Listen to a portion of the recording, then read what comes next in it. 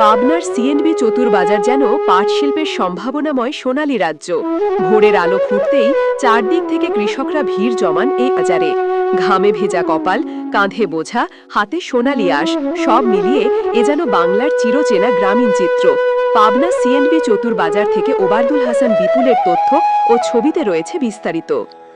পাট বাংলার কৃষকের ঐতিহ্য আর গ্রামীণ অর্থনীতির এক গুরুত্বপূর্ণ চালিকা শক্তি।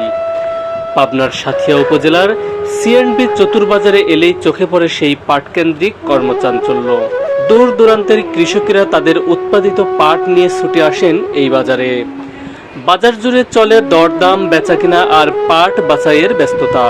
কৃষকের পরিশ্রমে উৎপাদিত সোনালী আঁশ এখানে এসে হয়ে ওঠে বাণিজ্যের গুরুত্বপূর্ণ পণ্য।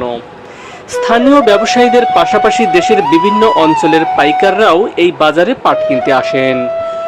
ফলে শুধু কৃষক নয়, পরিবহন শ্রমিক, আড়তদার, ব্যবসায়ী সহ নানা শ্রেণী পেশার মানুষের জীবিকার সঙ্গে জড়িয়ে আছে এই পাটের বাজার।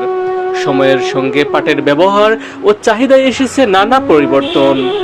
পরিবেশ বান্ধব পণ্যের প্রতি মানুষের আগ্রহ বাড়ায় পাটের সামনে তৈরি হয়েছে নতুন সম্ভাবনা।